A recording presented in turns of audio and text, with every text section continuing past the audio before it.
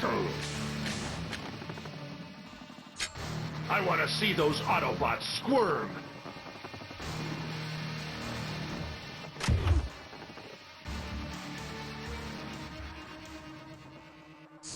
Tests on the newly produced Dark Energon are inconclusive. Live combat could cause unforeseen reaction and instability. I'm sure our fearless leader would be more than willing to accept that risk, Soundwave. Instability would result in immediate destruction of host. Are you calling Megatron a coward, Soundwave? Enough of this! The Dark Energon does us no good if it destroys our own soldiers in battle.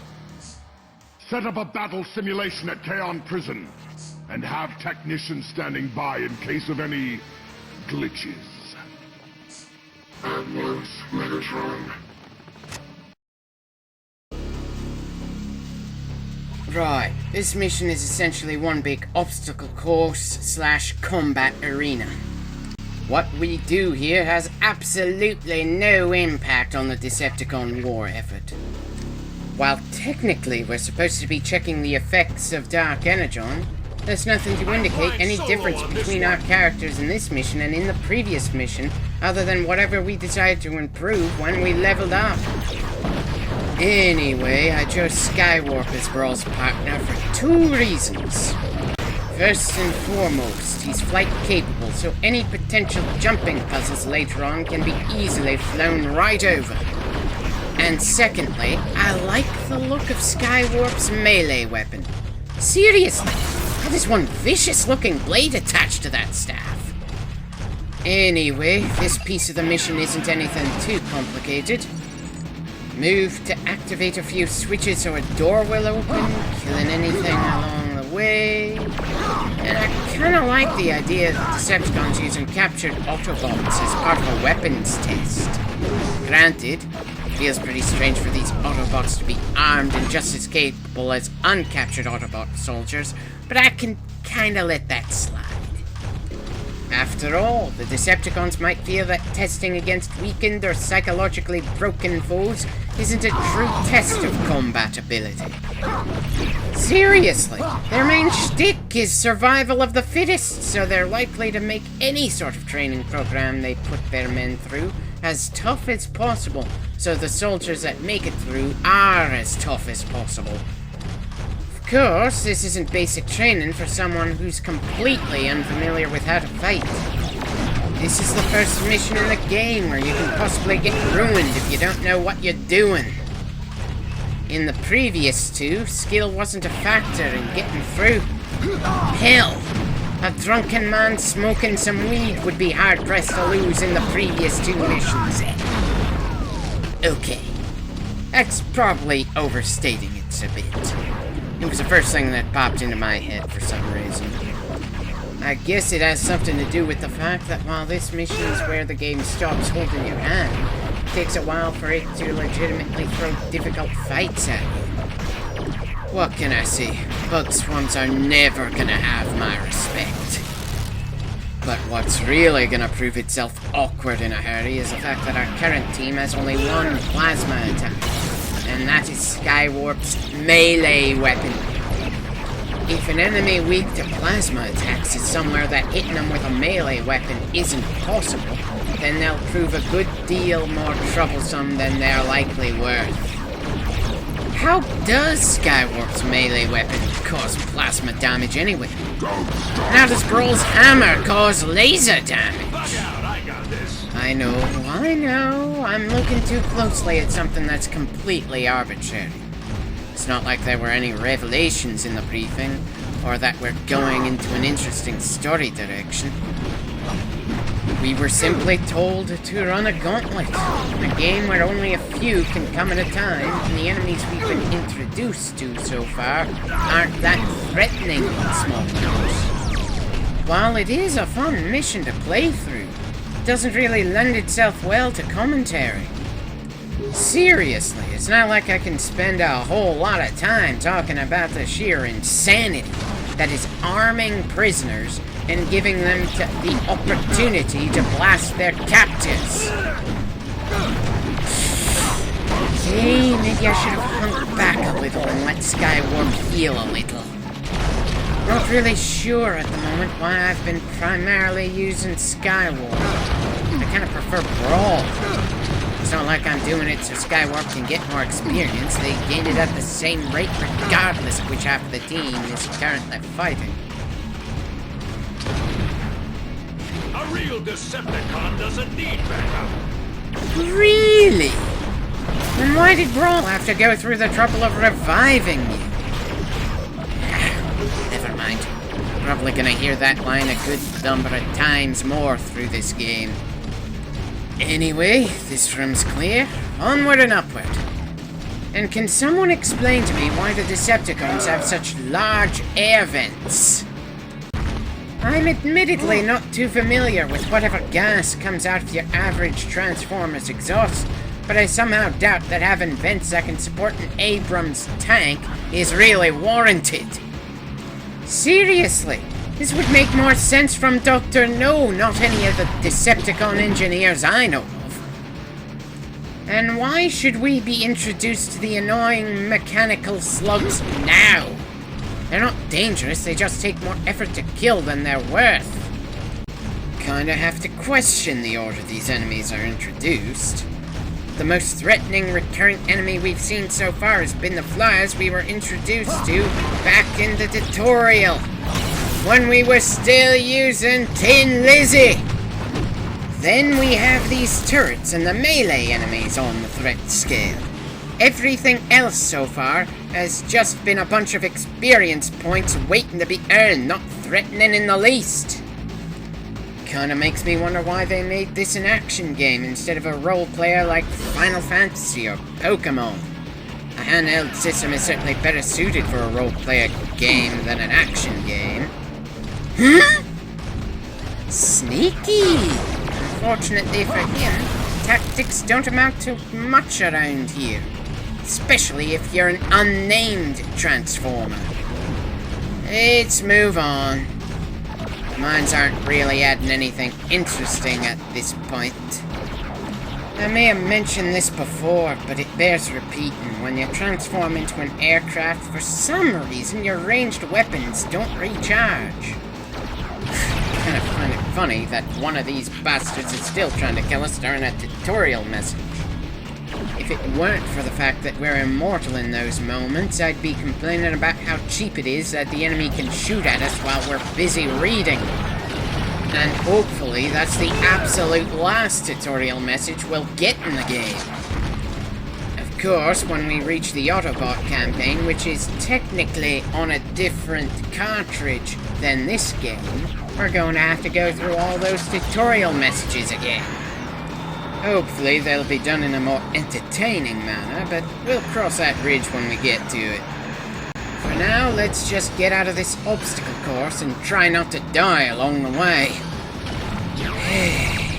I really wish there was some more reward to go with leveling up around here.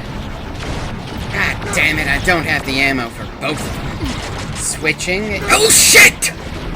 Okay. Pretty sure I just avoided a very embarrassing death right there. Kinda had an image of Wile E. Coyote pop into my head the instant I switched to Brawl in mid-air. Kinda understandable that I made that mistake, really. It's not like there are a lot of games where you can switch characters in the middle of the action. And even fewer games where at least one of the characters you can switch to is airborne. Anyway, on to the next batch of enemies. Who designed this prison anyway? It doesn't make a lick of sense. Maybe they just took a building that used to be something else and turned it into a prison? Great. Now I'm wondering what this place could have possibly been before the war. And the only thing I can think that it might have been is a Cybertronian equivalent of an amusement park. Wait, that made me think of something.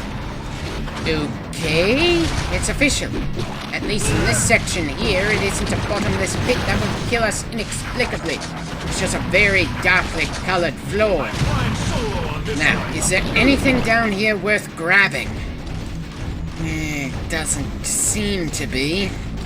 Okay. I was kind of hoping for something. Anyway, let's move on. Wonder when it'll become less of an obstacle course and more of a test of combat prowess. You know, something to start forcing me to try some manner of legitimate strategy in this game. I should really think of other things to talk about other than the lack of challenges so far. It's kind of starting to come across as whining to myself at this point. There doesn't seem to be anything to grab in this little side room. Was at least expecting to find some energon cubes. Ah, well. Moving on.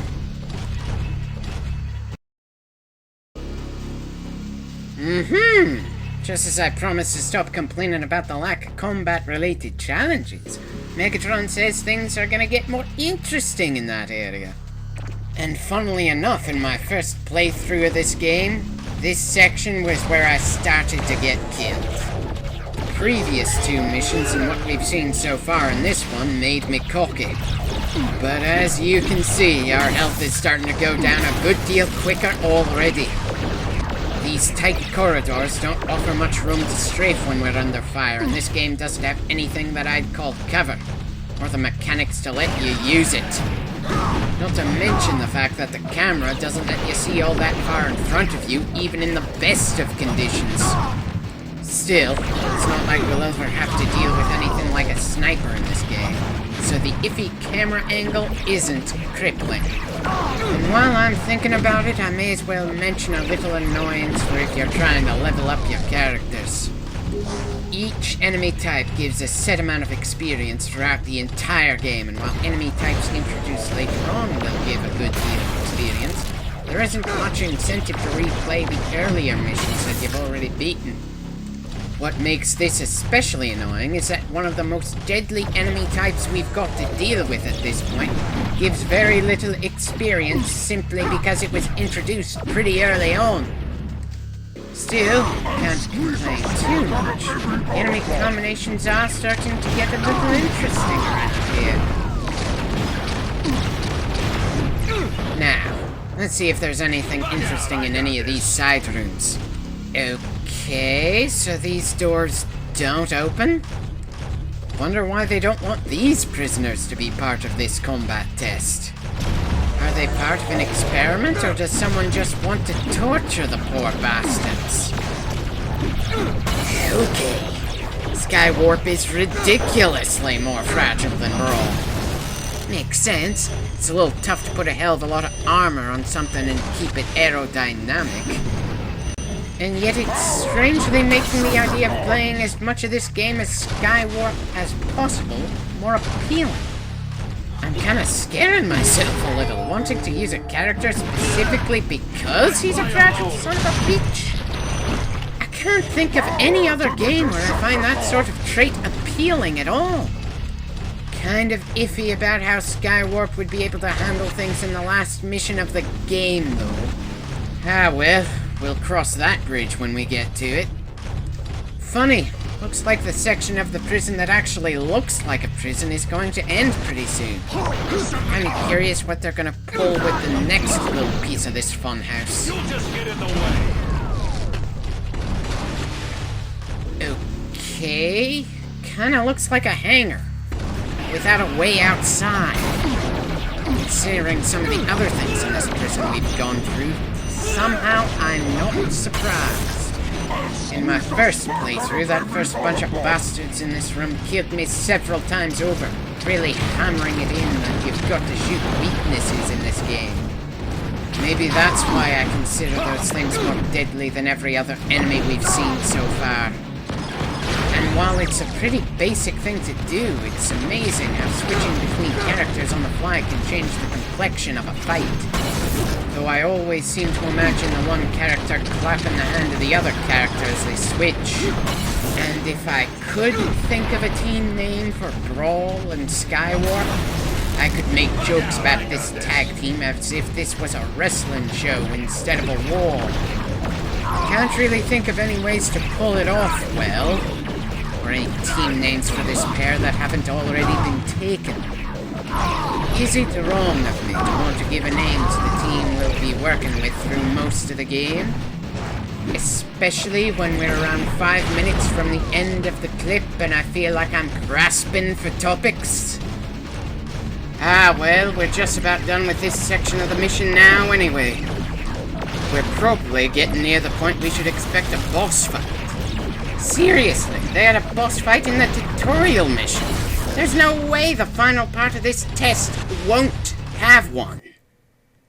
All I'm really wondering is who they're gonna throw at us and what the rationalization will be for that character to be in this prison.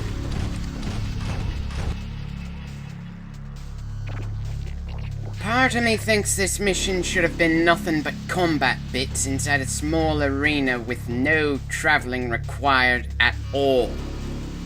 Also think it should have been around 5 to 10 minutes long. Anyway, who's our opponent?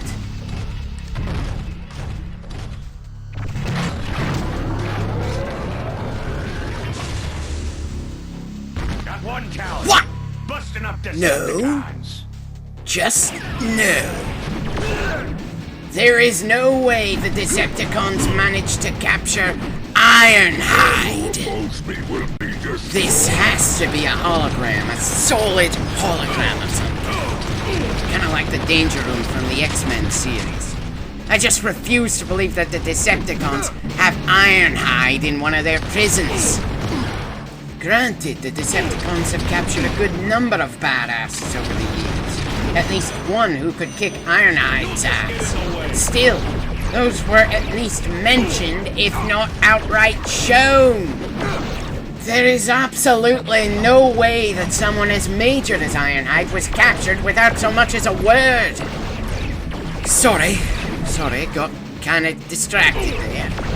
Anyway, the best thing you can do in this boss fight is keep your distance and switch characters when you're starting to feel the pain. Considering the fact you can lose your lock-on when you get too far, this can get a little aggravating. Even more aggravating is the fact that our guns just can't fire for sustained periods of time without having to recharge. And the best way to beat this boss is with a hell of a lot of gunfire. While technically speaking, you could use your melee weapons on this bastard, it's a questionable prospect. You just don't want to start trading punches with this guy. He can take too many hits without flinching and easily send you flying. Still, as annoying as this fight is, so long as you can time your character switching reasonably well, you won't get killed. We're getting pretty close to finishing this fight. I think we can keep Skywarp out there to finish this Ironhide hologram's last sliver of health. Okay, his health is going down a little more slowly than I thought. Oh, god damn it. Not that it matters much at this point, but still, that's a little embarrassing.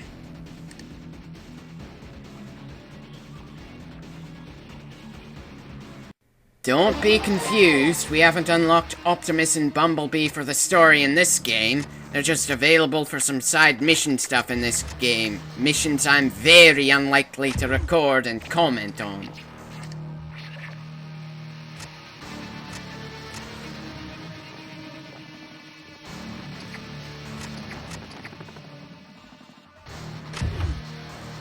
Good, now to give iffy upgrades to characters that will actually matter in this game.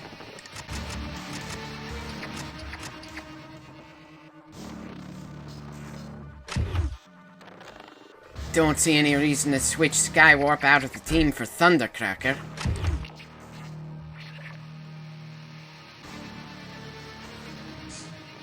I don't see how this was a test of Dark Energon in any way. While it's a better bit of padding than we saw in the 360 game, this mission didn't really deserve to be about 20 minutes long. Still, at around the point Megatron said the test would focus on combat ability, it was likable. Anyway, here's the plot for the rest of the game. We're going to fight for the sake of gaining the ability to create more Dark Energon, which I don't see the point in making in this game.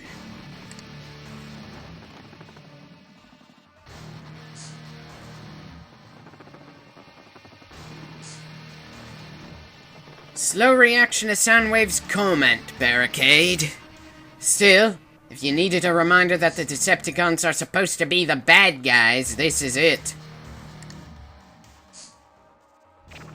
Well, where else would their remains be? In an incinerator because they were so worthless? Not really sure this is in character for Soundwave.